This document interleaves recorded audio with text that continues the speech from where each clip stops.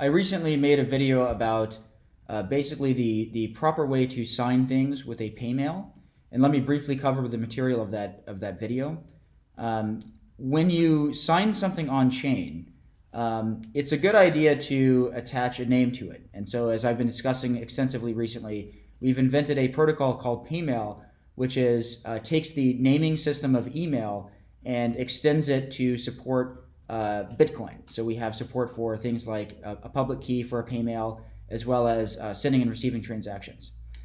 So you can think of Paymail as being the same thing as an email address, but also with a HTTPS-based query system that lets you do other stuff, particularly cryptography, and we've included an identity public key by default, as well as the ability to get Bitcoin addresses and things like this. So Paymail lets you send and receive money, but what you can also do with it, because there's a public key attached to a Paymail, you can sign something with your Paymail. So for instance, let's take myself as an example, and I'll give you more examples here in a minute, but my Paymail is ryan@moneybutton.com. So that's just a name. So you can take the name, and what I can do is I can actually sign something using my private key, and I have a public key that then is attached to my Paymail that anyone can query. So what I can then do is I can take the data that I sign, I can take the signature that results from this, and I can take the public key along with the Paymail, and I can put all those pieces of data on chain, and you can tell that ryan@moneybutton.com signed something. And the way that you validate this signature is to actually validate the signature the way you normally would, which is you validate the public key against the signature against the data and see whether that's true or false. You do one further step, which is you query the Paymail provider. You say, okay, so does ryan@moneybutton.com own this public key? So you query the Paymail service provider. I created another video on the overview of the Paymail spec where we looked at this stuff, and you can see the spec at bsvalias.org. And we have all of of our Paymail code is open source at github.com/moneybutton. So anyway, this allows you to sign stuff with a name rather than with a public key. There's still a public key there, but the name is much more user friendly. So you can see a name, so the user does not have to see a public key ever. And furthermore, names are more stable than public keys. Public keys need to be rotated for various reasons. First of all, it's a good security practice in general to rotate keys. For any particular domain name, a particular individual or company owns the domain name for vastly longer than the length of time that a particular SSL key lasts. SSL keys get rotated, much more frequently than the domains get rotated. So that's just an example, but the point is that in general, keys should rotate. Of course, you might also lose a key, or you might get hacked and have a key stolen and need to rotate your keys. And so long as you have an alternate way to recover your name, which we do in the case of MoneyButton, for instance, so long as you still have access to your primary email account, you can recover your MoneyButton user account. And so if you've forgotten your password, you can still recover your account, but your password gives you access to your wallet, so you lose your key. So we have no choice but to generate a new key for you in that situation. So people do lose keys regularly, but maintain their name. So this introduces, so first of all, it's user-friendly that we can sign stuff with a name, but it introduces a bit of a new issue, which is that the key is not permanently associated with the name. So let's take an example of, I want to send a message to Lorian. Again, I'll use Lorian as an example. So lorian@sentme.com when they add support for Paymail. So what I can do is I can query the public key for Lorian. And the user doesn't know that that's what's going on under the hood. What I want to do is I just want to send a message to Lorian. But that's what has to happen under the hood. That's what the software has to do, is actually has to query the public key for Lorian. So it goes and gets the public key for Lorian. But there's a bit of an issue, which is that how do I know that public key is actually correct? But let me finish the story. After I get the public key for Lorian, I can then use, under the hood we're using ECIES, I can encrypt a message and give it to Lorian. Okay, so I can send an encrypted message to Lorian. And I've covered this in recent videos too. We do have most of this software actually working, and as I've said previously, the only missing piece right now is the peer-to-peer transaction broadcast endpoint, which we're working on right now. But other than that, the software for actually doing the encryption and stuff like that is actually already working. So see the previous videos that I created on that. But in any case, it would be nice if I could have some way to authenticate that really is Lorian's public key. Because what if Lorian got hacked or something like this, or lost his key? If he lost his key, I can never send him, he'll never be able to recover the message. just for instance. So it'd be a nice way to like authenticate the key. And so we can actually do this using the blockchain. There are ways we can do things using the permanent immutable storage of the blockchain to put records of this stuff that allow us to have pretty good levels of authentication on the blockchain. So let's see, I guess now is probably a good time to just go ahead and show an app that Unwriter has created. So I've been talking with Unwriter a bit recently about some of this stuff, and Unwriter understood what we did with MoneyButton and actually put together like an entire application that's like a key registry. So I'm gonna demo the way it works. So I mean, first of all, we can sort of browse through it here, and we can see that there are records of paymails and public keys. And so this is just this is it's like a key registry on chain. Well, that's amazing. I mean, this is exactly what I was saying, and it didn't even occur to me that someone could even make an app with MoneyButton to do this, but we have enough flexibility in MoneyButton that, sure enough, Unwriter was actually able to make an app that actually does it. So let me show you, like, what I'm going to do here is I'm going to type in my Paymail, and I've already done it twice actually, but I'll do it again. I'm typing in, I'm looking for my Paymail, and I can see that I've got two registered keys here. Now these are the same key because I've already registered my public key on chain. And you can see where it's registered, and I can look up, okay, so here's the actual record, on what's on chain of my Paymail being associated with my key. Well, I'm going to do it again just to do the proof of concept. Is this you? Register your identity to Bitcoin. Yes, that's what I want to do. So first of all, the first step is to authenticate. So I think what this does is, to actually sign something. And I think this one, this is 100% free. So we have a bit of a sort of a UX issue with MoneyButton that we're working on right now, trying to figure out the best way to deal with this. But there are button swipes that are completely free if it's off chain. So there's not even a transaction fee. So right now it says less than 1 cent. It's actually completely free. So in any case, let me do it. So paying nothing. Now it just tells me a warning because I've already authenticated. Your public key is already registered on the blockchain. Yes, I know, but I'm doing it again to show people. Okay, so now it has, okay, so I guess that signed something. So I believe I've already signed this, like it produced, I think what it did was to actually query, that's what it did. It actually simply gets my Paymail and public key. I think that's what it's doing in this step. So the next step is to actually publish this on chain. It might have gotten the signature too, perhaps, I guess.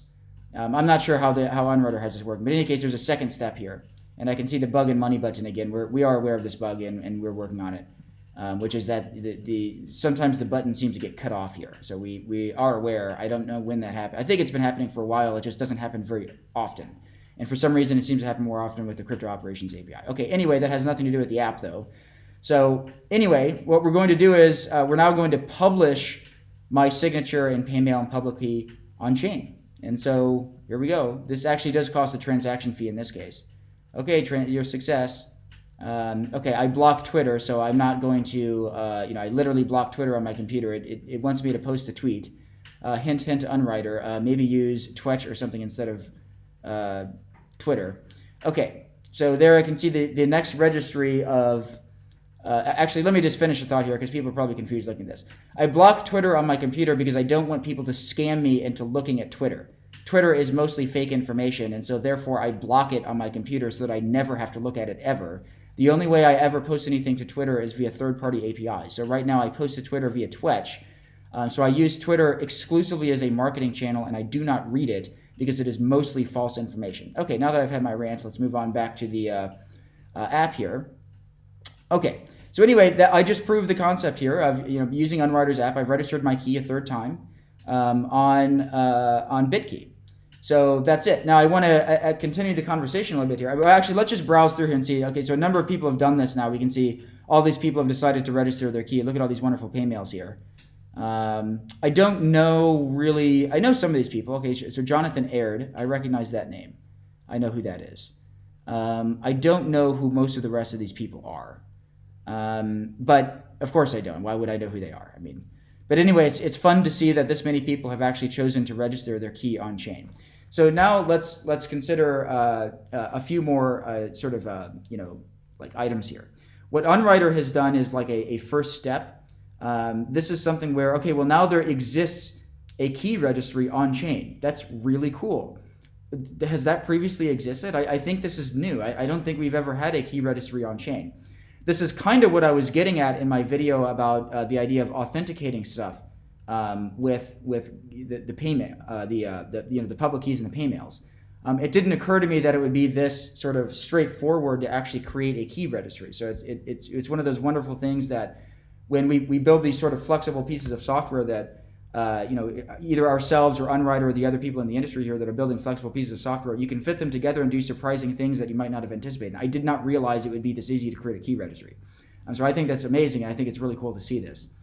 But there's more we can do, and so this doesn't quite go far enough with respect to like solving all the problems, but it is a key first step. But I want to cover some of the next things that we can do, and now that you can see like a working proof of concept of a key registry, how we can now take next steps with this and use this for greater authentication inside Paymail. So I'll again return to this example of, let's suppose I want to send money to Lorian. So first of all, I could actually query the public key on chain, and perhaps that's actually a very good way to do it, because what you could do is you could actually query the latest public key on chain and then confirm that against the Paymail registry. Or I should say against the sort of the Paymail provider.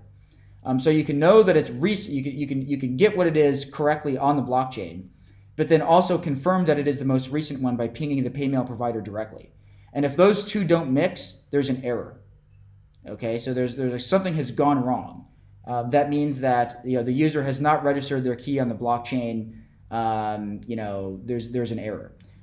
With that being said, there's still a possibility for fraud here. So if the Paymail service provider just takes over Lorian's account and publishes a different public key and then signs something with that key and puts it on chain, you might not realize that Lorian had actually been hacked. There's another workaround for something like this, which is, actually there are two ways to work around this. One is with a web of trust. So a web of trust would be something where people sign each other's keys. So rather than simply signing your own key, what if you also had the ability to sign other people's keys?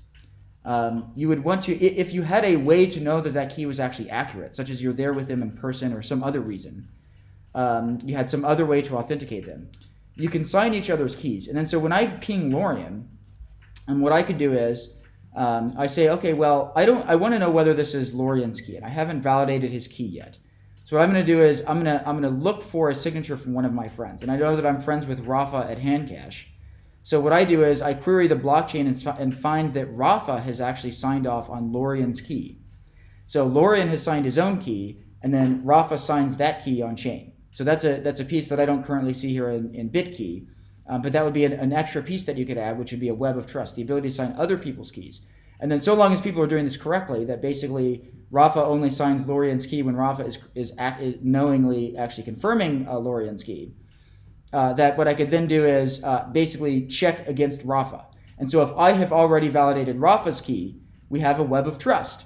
I trust Rafa, Rafa trusts Lorian, there we go. I know that I'm getting Lorian's key accurately. And once again, we can validate this against the Paymail provider if we want to basically make sure it's the most recent key and things like this. Now, the thing with Web of Trust is Web of Trust, for various reasons, has never been mainstream. And I think there are various reasons for this. People tried doing this with PGP. Never at any point am I aware of a Web of Trust being, in a cryptography sense, being a mainstream protocol. What is mainstream is actually a hierarchy of keys. So what we have instead with things like HTTPS and DNSSEC are hierarchies of keys. You have a root trusted authority that signs a bunch of different, so you have like a root authority that then signs a whole bunch of different businesses that are then responsible for signing more keys. And then those businesses are responsible for validating your identity somehow. So in the case of, say, SSL certificates, I mean, you have to have a business that is compliant with whatever are the rules of being able to be one of these key signers, and they have a way to validate your identity. So I don't know, an example would be AWS. We use AWS, and we have validated our business in various ways with things like credit card information and things of the sort with AWS. And so they sign off on our SSL keys. So all of that stuff is handled automatically right now with AWS. So, but what is going on actually is a hierarchy of trust. So inside of your web browser, you actually have a list of trusted key signers that sign off on domain names. So when you visit a new domain, you go visit whatever, google.com. Google.com has a SSL certificate that first of all secures your connection. And so under the hood, what's going on is your browser is asking the question, how do I know this is Google's correct public key? And so what your browser needs to see is that Google's public key has been signed by a trusted key authority. Okay? So your browser then requires that signature be present and then validates it against that key authority. And those keys, that the authorities are actually built into your web browser. So the hierarchy is built in. So you have the trusted authority and then all these like businesses that are signed off on by them, and then they sign off on the domain name. So there's like 3 levels. There might be more than 3. But built into your browser is like the top level of that hierarchy. So you don't have everyone's SSL certificate in the world, but you do have the public keys of these trusted authorities, which are quite stable. Okay, so one of the consequences of this is the higher up on the tree you are, the more stable those keys have to be. They better not change hardly ever because you're reliant on that, and that works well in practice. So the root one basically never changes. Those are they're fragile in the sense that they can never be compromised, or you got a huge issue. To the best of my knowledge, anyway. I'm not an expert on these things. But in any case, there's 2 things. So there's like a web of trust, which is everybody trusts each other, and then there's the hierarchy. Either one of these approaches, I think, is a good idea, but I do think that in practice the hierarchy works better. So here's an example of the way that would work. We could establish okay, there's 2 ways we could do it. We could create a completely new hierarchy where we have our own key authority, and we basically sign off on people's paymails. And we put everything on chain because, well, why not? You have a permanent immutable record of everything. So the hierarchy exists on chain. And of course, you could presumably opt into any hierarchy you want to, but probably in practice there would be one of them. So we could invent a totally new hierarchy. Another way to do it would actually be to sort of adopt the existing hierarchy, because the way Paymail works is already based on DNS and HTTPS. So what if we used either DNSSEC keys or SSL keys? Let's just take SSL as an example. What we do is the owner of the domain name is actually the ones that signs off on the Paymail. Now, of course, we're already doing this because the queries themselves happen over SSL, or I should say TLS. But the queries themselves happen over. I'm not going to say TLS. Everybody says SSL. So the queries themselves happen over SSL, so those are actually already being signed. And so if we simply tracked that stuff on chain, you could take the SSL certificate and sign everyone's public key for that Paymail service provider, and then put that on chain. And so you're still trusting the Paymail service provider, so there's still trust there for that, but at least you have this sort of permanent immutable record of that stuff on chain. So if the key changes in an unexpected way, you have proof that it changed maliciously, for instance. So that's a way to manage that stuff. You could also have other people signing it. I mean, you could have both of them. You could have a web of trust and the hierarchy. Or for that matter, you could have all 3 of them. You could have 2 different hierarchies. One is a brand new hierarchy. We could also rig up the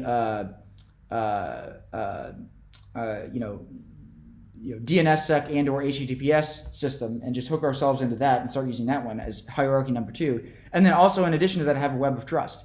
And then basically you could do things like, well, anytime you contact anyone whatsoever, and again, the user doesn't know about or care about any of these things. All they care about is, does it work correctly as I expect? Under the hood, what's going on is your wallet software is actually validating against both hierarchies and the web of trust. And so long as, everything checks out, then everything's good. If there's any problem in any of that stuff, then things there's a warning and it says, error, cannot contact Lorian or something like this. Okay, so I think that's enough for this video. So in a nutshell, we have built into Paymail as a protocol the identity key, which lets you do basic cryptography. And in order to validate a signature, you want to validate Paymail against public key, against signature, against data. And this presents this sort of issue of, well, if the public keys aren't stable, how do we authenticate the public keys? And so you can authenticate them using standard solutions to this, which are hierarchies and webs of trust. And what Unwriter has created here is a proof of concept. Well, it's more than a proof of concept. I mean, it's a real working app that does exactly what it says it does. It's a key registry. But what it doesn't yet do are the other things. And these kind of need to be built in as protocols. And I don't know, I mean, maybe Unwriter will come up with something that I didn't even think of. I'm sure he or she probably will. But in any case, what I imagine happening is this being built in at a protocol level into Paymail, so that these things are just built in, and so that your software can knowingly authenticate everything and inform the user about the security or insecurity of the situation. And if things are insecure, it can just prohibit you from proceeding. Okay, so that's all I have to say in this video. Thank you for watching, and as usual, if you have any feedback, we're taking all the feedback seriously. We're going to continue creating very light overview videos, but the plan is to convert all of this into even higher quality content with illustrations and things like this over time. So please do give feedback. We're listening to everything, and we intend to act on it sooner or later. So thank you very much.